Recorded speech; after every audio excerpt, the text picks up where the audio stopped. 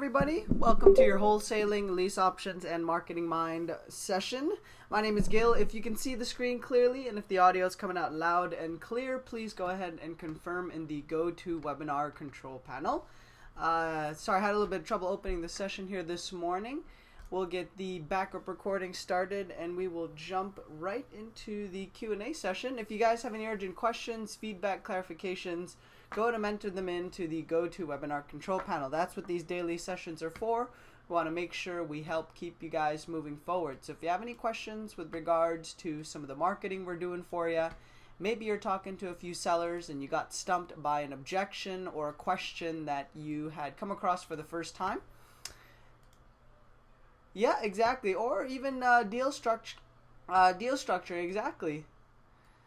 Go ahead and enter those in, and that way we can help keep you moving forward. I'm going to touch base here with some of our panelists, make sure their audio is coming out loud and clear, and just to touch base, see if they have any urgent questions on their end. Bill, you there? Hey, Gil, how you doing, man? Doing good, doing good. Starting a little bit earlier than we normally do. How are things going over there on your end? Things are good. It closed a short sale deal yesterday. That was kind of fun. That's something we've been working on for like forever. And what was funny is all of the top 5 real estate investors, cash buyers, were involved in this deal somehow peripherally. You know, it was funny because one of the guys was the listing agent, one of the guys was the selling agent, 2 realtors. The other guy, is a big-time cash buyer, and then the attorney, he's a buyer too. So it was like, having a RIA meeting at the closing. So everybody was talking about the deals they're doing and what's going on in the market and what's working for them and stuff like that. So it was a closing, a real estate seminar, and a networking meeting, and just an all-around, bull session. So it was kind of fun. Nice, nice. How'd that lead come in? Was that referral? You've built a nice network of agents and brokers that refer listings and deals over to you. Was this a referral from one of the agents in your network, or how did this one come through the door? Yeah, there's a couple, 3 agents in town. I do all our short sales for them. I have for, 5 years. And so, yeah, when they get a short sale situation that comes in, they just refer it to me. And we take care of it because, they don't want to do short sales. They have no interest in doing them. And also, the other thing that's happened is over the years, I've picked up for sale by owner leads for short sales. And so I'll just call up Tony and say, Tony, listen, I need you to list this property. Send me your listing package. So he'll send it over. I'll get it all signed and everything by the seller and send it back. And I said, Tony, listen, I need to have somebody in your office stick a sign in the front yard. Can you do that? Yeah. So we closed the deal on this house that he'd never seen. This is the listing agent. Never seen the house. And, attended the closing and got his check. And he said, I like this. I've never seen the house, never talked to the seller, never talked to the buyer, and I got a check for 3% of the sales price. This is free money. So that's why he sends me his short sales.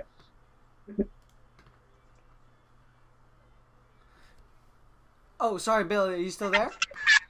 Yeah. Yeah, we had a follow-up question on here. So with the agent that brought you these deals, they got paid. How were they compensated on this one? Well, when you do a short sale, a 6% real estate commission is built into the price.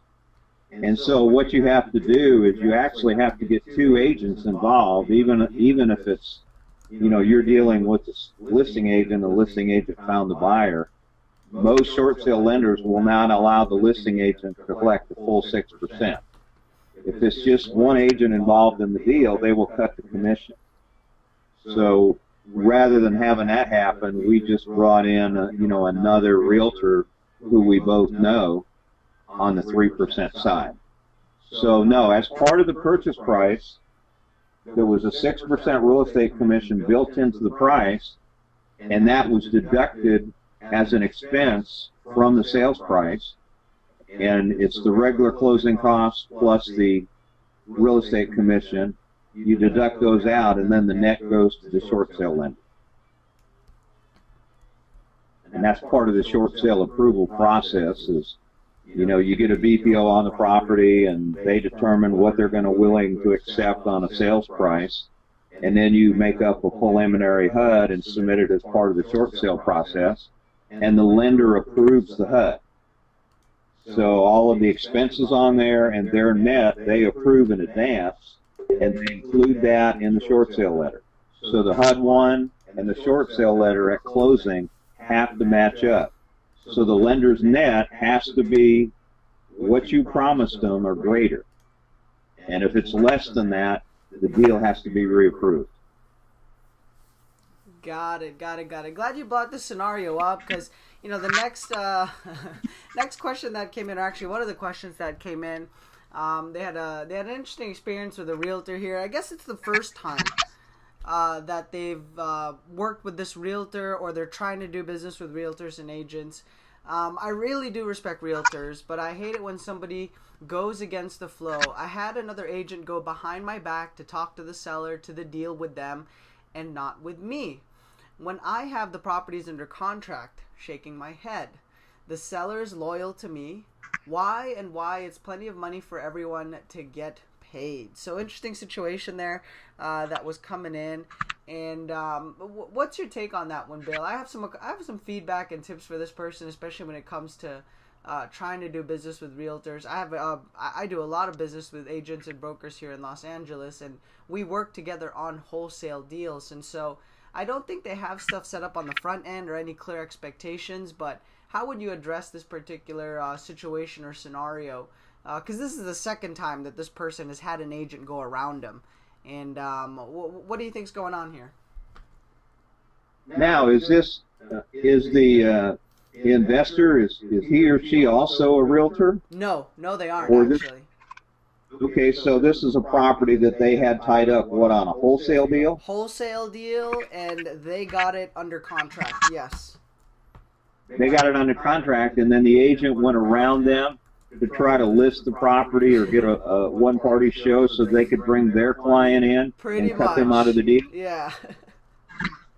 Well, I would be, I mean, if you're on solid ground, and the only thing is here's the problem, Gil. The last thing in the world you want to do is get the Board of Realtors or the Real Estate Commission involved looking over your shoulder and looking at your business, when you're not licensed. Because as soon as you get the bureaucrats involved, then, usually everything turns out bad for you as the unlicensed investor. Because now they can subpoena all your documents and see how you're doing business, and they might come back and construe that somehow you're doing business, without license. So, that's the problem, and the realtors know that. So, I mean, all you can do is do your very best to build rapport with your seller,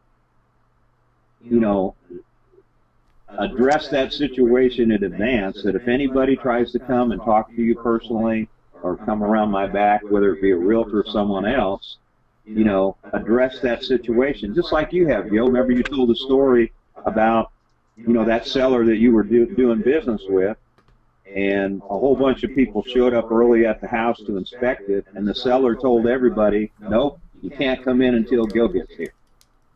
So that's the way you're going to have to, that person, lady or gentleman, is going to have to position it with their sellers, and you're going to have to address that situation up front to see if you can prevent these people from coming around your back, and maybe you even need to put it in the agreement that says the seller hereby agrees that they're not going to get into negotiations with any other party, including a realtor, while this contract is in full force and effect. So if you got to go legal on it, maybe that's what you need to do. But it's all about positioning. For instance, one of the complaints that realtors have is they work with a buyer, and then a buyer goes and buys from somebody else, and they don't make a commission. Well, I learned long ago how to get around that. When I pre-screened my buyers and I built the rapport and trust with them, I said, occasionally what's going to happen is you folks before we can find you a house, you folks are going to go out on a weekend and look at a new construction house or look at an open house, and the next thing the realtor's writing up an agreement and you're buying the house. So I said, here's what I want you to do. If you go out and look at a house on the weekends, here's a stack of my business cards, and let the agent or the seller know that you're working with me, that I'm representing you, and that, anything in regards to a purchase of a property needs to go through me. So as soon as you talk to the realtor or the seller or that salesperson at the new construction site, you hand them one of my business cards and let them know that you're working with me. And then, just give me a call and I'll come right over and, represent you and do whatever we need to do to help you get that house. And so by doing that, I eliminated, a lot of these buyers buying something else from somebody else and cutting me out of the commission. So that's what I'd recommend, Gil, is you're going to have to just do some pre-screening and pre-counseling with the sellers and see if you can eliminate that possibility before it happens. Back to you. Nice. Now, I'm based in Los Angeles these days, so that's where our main operations are for wholesaling. We started rehabbing, and one of the challenges that I experienced early on in our wholesaling operation is that we ended up picking up a mole, right?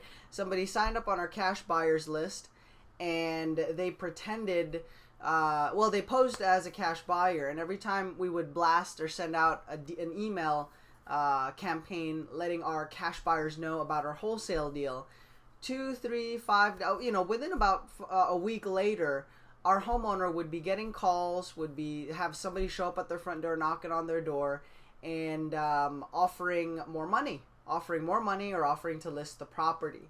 And so if you have great rapport with the homeowner, just like this particular situation where the seller is loyal to whoever, to the investor that got this under contract, they didn't just sign with the listing agent, that definitely helps, right? So make sure that you do build a ton of rapport with your sellers. Plant that seed in their mind where, hey, if somebody wants to take a look at the property before doing anything, okay, contact my office first, call me first.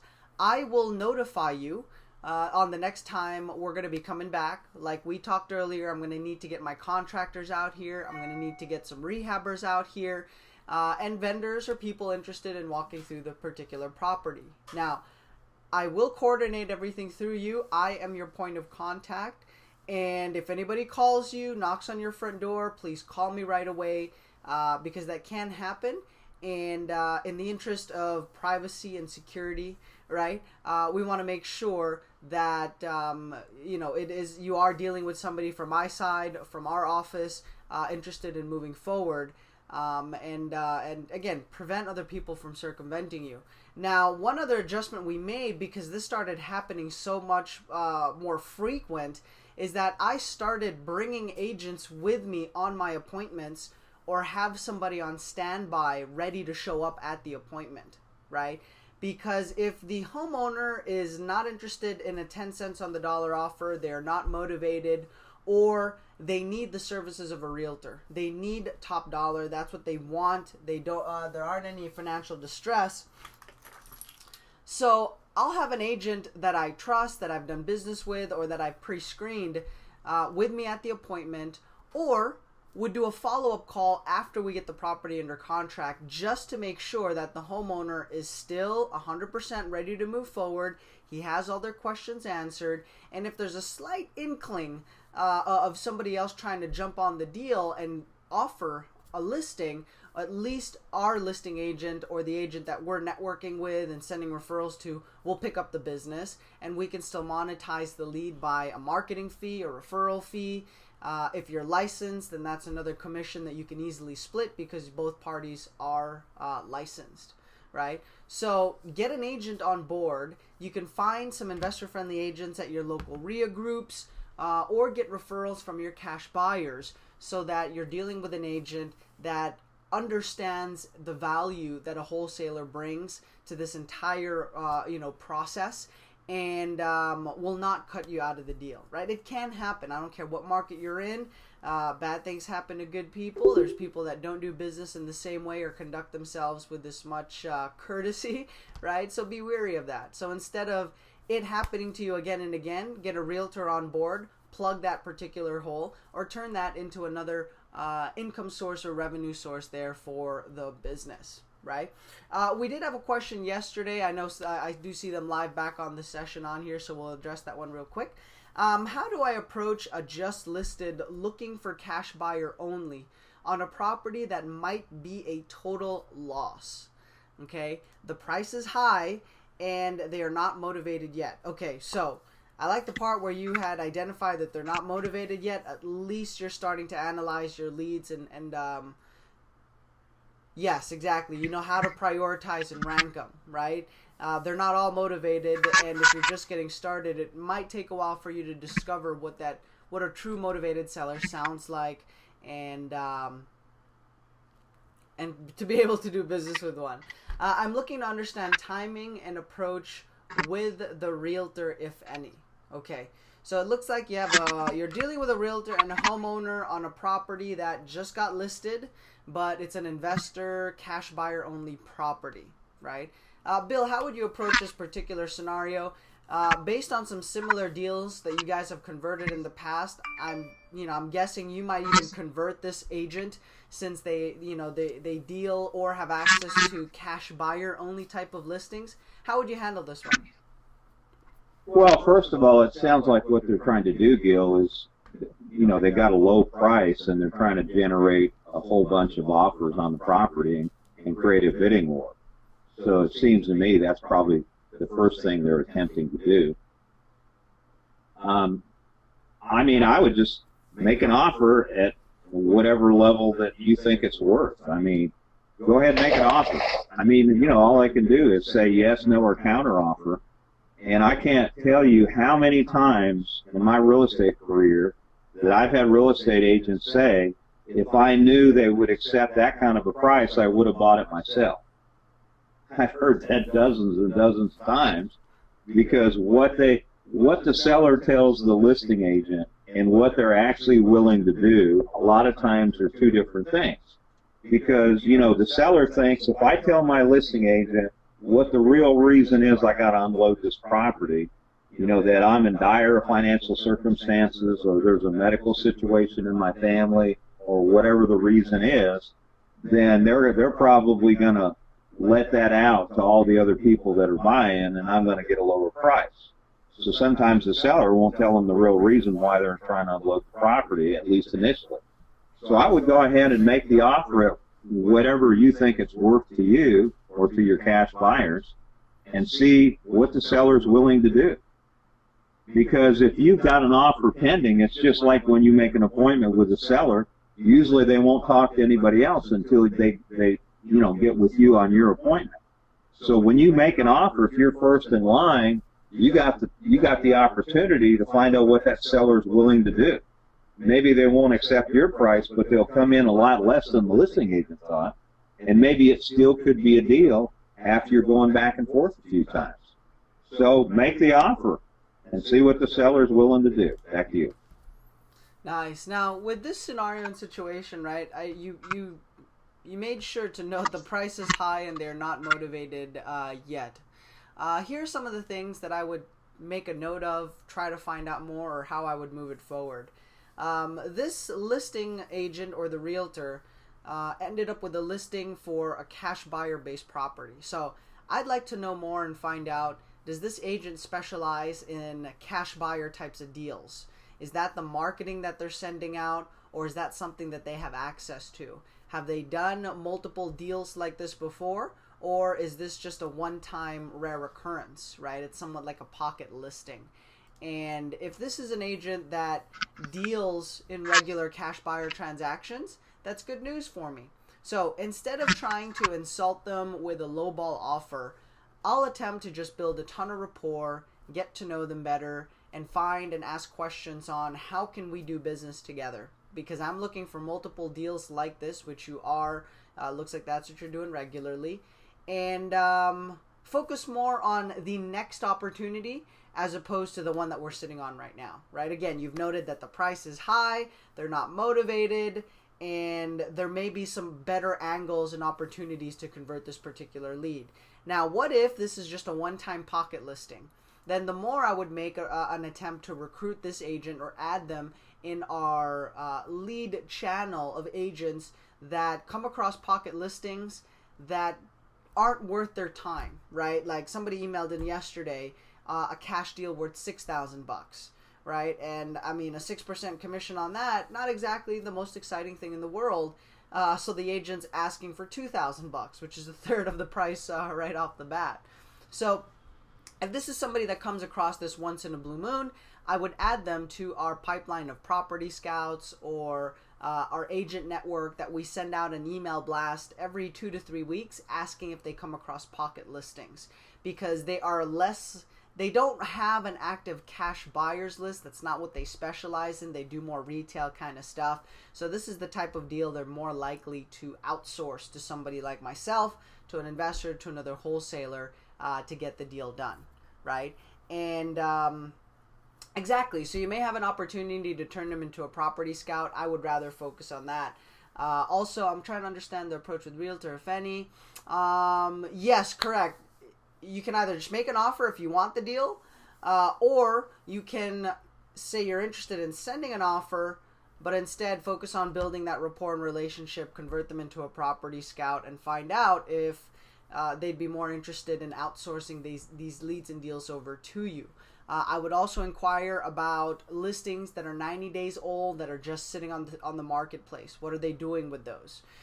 It may be an opportunity for you to start receiving these leads on a regular basis, and they're already 90 days old or they've sat on the market. These are sellers that they have talked to, they've put under contract, they've addressed their problems, they already have a relationship on there. So it's easier to move that seller in a rent-to-own deal because you have a third party, or you have third-party verification through their agent saying that, look, we've tried to list it, nobody's taken that price, we've done the price reduction. This might be a better option since the house is still sitting vacant or you guys are already ready to move. We need to get somebody into this property, right? So these agents that have these listings, the smart ones, at least the ones that have a good plan B, will end up discussing or have some sort of agreement where they can end up leasing the property and still receive a commission for it. 1 month's rent, 2 months rent, 3 months rent, or a flat rate fee. And that way they can still monetize that particular lead, right? So those are some of the angles that I would work on that particular lead or with those situations. Yeah, Gil, one other clarification on that. Mm-hmm. You can't just arbitrarily make an offer, a lowball offer on a property without any kind of justification. So when we go in and make a cash offer on a property that needs a ton of work, one of the things we include with our offer is a detailed hammer point breakdown of the construction costs on what it's going to cost to bring that property up to either a rental level or a retail level, depending on what your plans are, so that when we make the offer, we make a justification as to why we're offering that price. Otherwise, the agent and the seller are going to be, just angry because they think you're just trying to steal their property. So, you have to make justifications for your offers, when you're making them. Because one of the things you need to remember is that most realtors, most appraisers, and most sellers do not have a clue what it costs to fix stuff. Trust me, I've met with too many of them at too many short sale properties and had them actually admit that where they got that number for construction or repairs is they pulled it from the air. They have no experience in that realm. So, that's why we use a hammer point construction analysis thing, and it breaks down in great detail everything that it's going to cost to do that construction. And now when we submit our offer with that construction estimate, and we point out to the seller why we're making this lowball offer, it lessens the pain a lot, and people can see, well, it's a reasonable offer based on the fact that it needs $42,000 worth of construction work. And, and I invite them. I said, look, if you think my number's wrong, call a contractor, go on down to Home Depot. They have a program down there, and price out all the items that the property needs, in order to be able to repair it. And I think you're going to be surprised that we're actually on the low end. So, that's what it's an education process sometimes with the agents and the sellers so that they can understand where you're coming from. And now, they realize that you're not $40,000 apart, maybe you're only $10,000 apart. Yeah. And now then when they understand that, then they realize that your offer is actually reasonable. And so that's the mistake that most, especially newbie investors make, Gil, is they don't justify their offers, and then the sellers just think, well, you're just a crook trying to steal my property, and then they never want to have anything to do with you again. Thank you. Nice. And trying to see if somebody typed in. This one has a lot of... Right. Okay, so let's see. Jumping right back into it. Yeah. And yes, that is...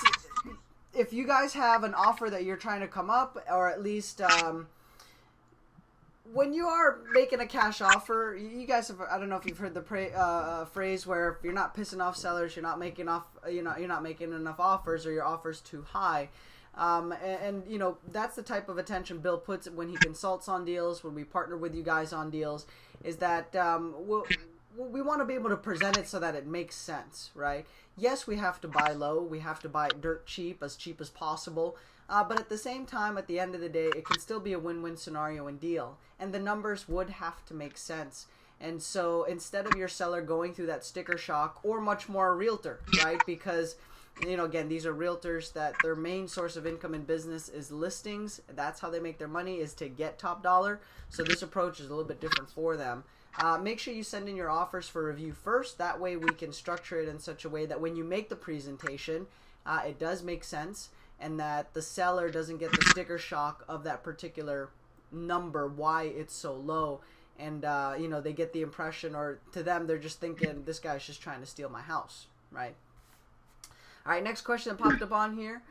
Phil, just one final thought to reemphasize this point real briefly is, just to use 100,000 because it's the easy number to track, verbally, is, when a seller lists their property for $100,000 with an agent, in the seller's mind, they're going to get $100,000. But what they don't realize is even if they get a full price offer at $100,000, they're not going to get a full price at $100,000. But after you factor in a normal 3% discount, let's say 3% closing costs and 6% real estate commission, they're going to walk away from the transaction with somewhere between 85 and 87% of the sales price. So that means they're going to walk with a net check of $85,000 to $87,000 for a $100,000 listing. And they don't realize that. So it's an education process so that they can understand that even if they were selling their property for $100,000, they're not going to walk away with $100,000. They're going to walk away with 12 to 15% less than that. And so that's one of the other things that we factor in when we're dealing directly with the seller, and there's not an agent involved, and we show them, look, if you listed the property, you'd only get 85 cents on the dollar anyway. And so you're already 15% down. So maybe if I'm offering you 75 for your house, you would have got 85 with a realtor. Is it worth 75 cash to you today to close in a week? And so, you've got to put things in perspective. The length of a minute depends on which side of the bathroom door you're on. So back to you, Gil. Nice. Mark, please check in with Steve Clutch and Group Coaching with regards to your Podio and the recent upgrade that you did in the marketing.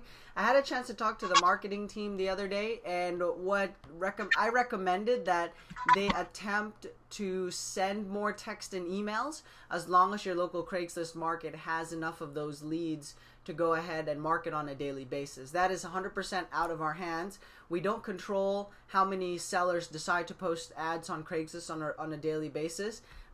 So they will go through the database and see if they can increase. So for example, if there's about 20, 30 text and emails on a daily basis, they're going to try to bump it up to 40 to see if that can bring in more phone calls, right?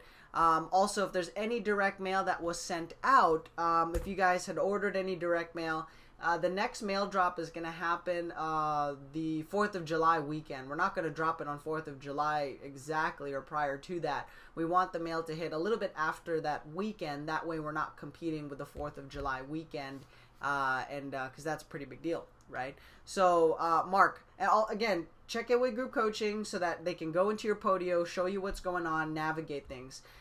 We want you guys to understand how the marketing works, and so there are afternoon sessions. There's also early to late evening sessions where we go into podio, show you how to work your how to navigate the workspace and help you process and work your leads effectively, right? So hopefully that one helped.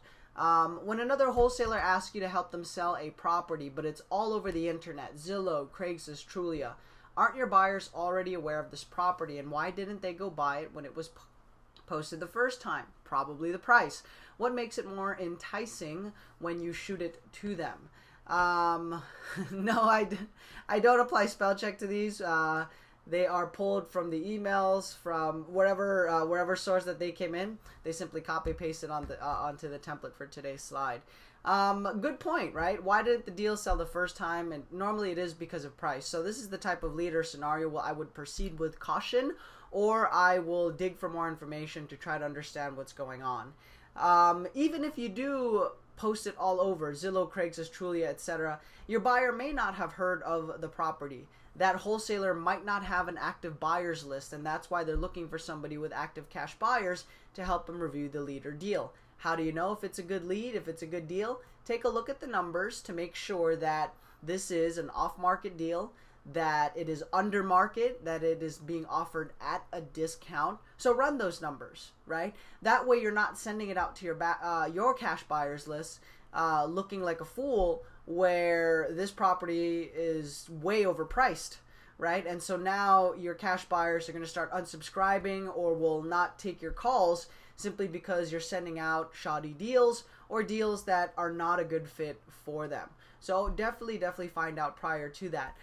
Is it worth remarketing the property all over again? If you don't have any leads or deals and the numbers on this property check out, then yes, remarket the property, because even if it has been posted on Zillow, Craigslist, Trulia, the ads may no longer be available. It may have expired. They may have moved down in page ranking where it's no longer featured on the first page. It's now on the second or third page, which is less likely to be seen by people shopping on those online websites. I have cash buyers that don't do business on the internet, or they don't do any internet work. They are a phone guy, they're a phone girl, they only want to be contacted face to face, setting up a meeting where I show up at their office and show them a couple of deals that went onto the marketplace. So they really rely on us, or they are counting on us to present these leads and deals to them, since they don't want to be scouring the internet, or they've moved up on the totem pole in the food chain and they now have the ability to spend their time elsewhere. They have that luxury or convenience that they want these deals to come to them without them having to go out and source it. So definitely double check those numbers to see if it's a good lead or deal, and if it's worth remarketing before you send it out, right? We're under a time crunch. We have about 5-7 more minutes on the session, so I want to try to beat the gun here. I have a buyers list of rent-to-own buyers that's out of this world. How do I find deals to put them in? Whoever emailed this question, go through the Start Here 101 section on learntoinvestforfree.com. There is a complete A to Z that Bill and I had put together on the wholesaling process, on the owner financing type of deal where you may end up structuring a lease with an option to buy or some sort of rent-to-own strategy. Some of you guys call it cooperative lease options. Some of you call them sandwich lease options, co-op deals, co-venturing, tomato. But either way, go to the learntoinvestforfree.com and the Start 101 section, because if you have good buyers to put properties in, then you've got half of the equation or the puzzle solved. Now you need some sellers. In a nutshell, you can call on expired or 90 plus day old listings in your area, because these agents have sellers that would be more motivated, both the seller and the agent. So instead of just renting, offer somebody who would rent the property and then buy it afterwards. Yes, scripts are available on the site. We show you what to say, how to say it. So you can definitely check them out on there. If you'd like to move forward and maybe have Bill consult on the deal, or if you'd like to work with us where we can partner with you on the transaction, help structure it, let us know. Okay, send us an email, contact me on Facebook, or jump on the session so that we can help you structure this particular deal and move it forward, right? All right. Last question. What would you recommend if a seller has signed your contract? Somebody put here, go buy a course on rental and deals. Yeah, or you can do that. You know what I mean? Again, I don't know what your situation is. Maybe you're bootstrapping, right? But yes, even you don't have to purchase. You can just partner with an investor. I think it would still come out cheaper, right? Question: what would you recommend if a seller has signed your contract and is now trying to back out of it, stating their wife doesn't or won't move forward with you, but has gotten a realtor to list the property? Lots of realtor-related scenarios here today, and we're going to see that more common over the next couple months because it's peak season for real estate, right? This is when the weather's good, everybody's back in the game. So you will come across these scenarios more. Bill, how would you address this particular one? It doesn't sound like the wife was on board at the time of the contract signing. Maybe they're not even on title. That's why they didn't sign in the first place. But it sounds like we have a split decision here. Husband wants to do the deal, sign the paperwork. Wife does not want to do the deal with the investor or the wholesaler, and has found a realtor to list the property. How would you save this one or move this forward? Well, first of all, lesson learned. Whenever you're dealing with properties, ask if there's anybody else that we're going to need to talk to in order to move forward on a decision with the property, whether it be a spouse or an attorney or somebody else. Just you're looking for the third-party influences. And but yeah, I mean, if you're dealing with a husband and the wife is on title, you're not going to be able to sell that property anyway unless the wife is fully on board. So the best decision is to make your presentation. It's not always possible, but make your presentation to everybody on title or anybody that's going to be an influence. In this situation, as it exists, then what I would probably do is I would go ahead and see if you can convene a meeting between you and the husband and wife, meet at the kitchen table, and see if you can get it worked out. If you can't, then, you can't force somebody to sell a property to you. They can decline to sell with you and do something else, and what are you going to do, take them to court? I don't think so. So that would be my advice, is see if you can schedule a meeting between you and the husband and the wife at the kitchen table, and see if you can get it worked out. Find out, why they're selling, why they want to list with a realtor, what the deal is, and see if you can get it worked out. If not, I'd probably just cancel the contract and move on. Nice. Stay in contact with them. If it doesn't sell later on after it's been listed, then you could probably come back in the picture at that point and do that. The other thing I might recommend is to go ahead and have your name on the listing agreement as an exception to the commission. What that means is if later on they decided to sell it to you, they could sell it to you without owing a commission to the real estate agent. So as long as you've got that, you're exempted from the commission, then they can turn around and sell it to you later on, and they don't have to worry about having to be responsible for a commission. Back to you, Gil. Nice. Now, whoever had emailed this in or sent this question in, I can pretty much guarantee that you're probably not tapping into the group coaching sessions if you are a member of the group coaching sessions, or that this wasn't an offer that we had helped structure or put together. What to say, how to present it, the angles to look for. And the reason why I say that is because when I meet with a homeowner, we want to make sure, and Bill always tells you this, before you go out to an appointment, make sure that all decision makers are there, are present. And the decision maker may not necessarily be on title, right? So you will find that out in the pre-screening at the very start, even before you go to the appointment. Who are the key players involved in the influencing this decision? Who are the decision makers? And who's on title? That way you get everybody 100% on board. When I meet with a seller, I give them the option to do business with somebody else, right? I'll tell them, I mean, property, yes, needs some TLC or it is a full gut rehab. Why not just fix it up yourself? Because if you put, I don't know, X amount into this particular property, and I don't have my contractor with me here today, but I'm interested in buying it, maybe we can come back and get I have to come back, get a better estimate, right? That way I plant the seed for a future follow-up and another visit. Why not just rehab it yourselves, right? Because this could be a very profitable project. I give them that option. I'll let them know. Why not just list it? Why don't you and the family go into this project together? Don't you have a realtor in the family who can help you out?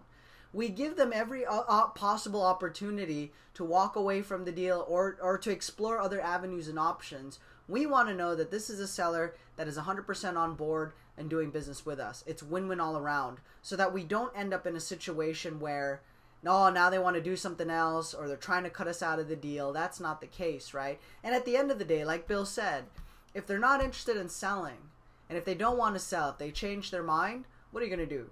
Have them evicted or force them out of the house? Maybe you can, right? But that's not how we roll. That's not how we do business. That's not how we encourage you guys to do deals and do business. And so it might make better sense to, give them the opportunity or the out. If you needed to have this or to save this particular lead, Bill mentioned some good points on there and how you can save it. I would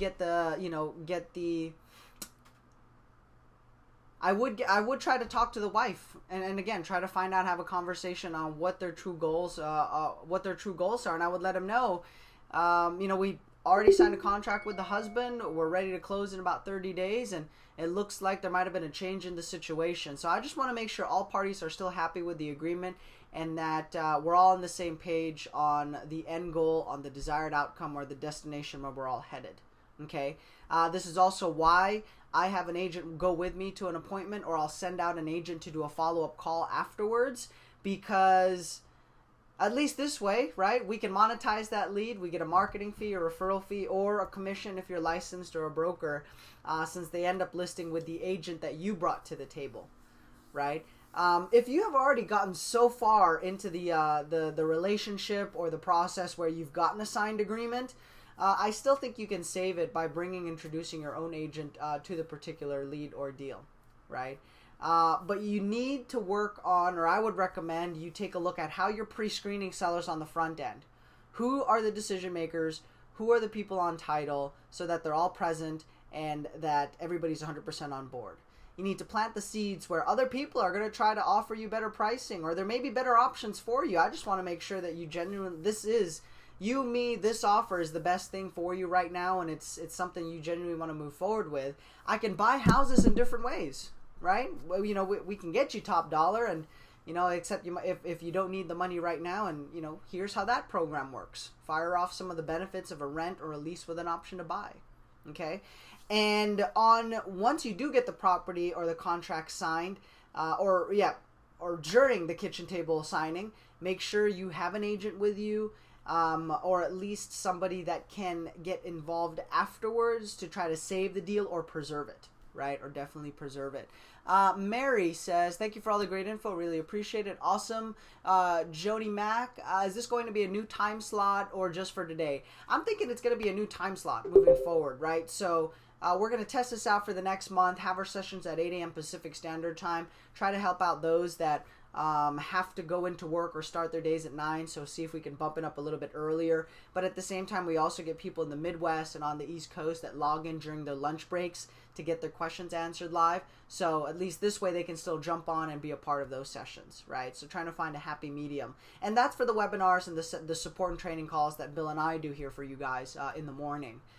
Group coaching happens at 11 o'clock Monday, Wednesday, Friday Pacific time, where we get on the phones, do some live seller calls.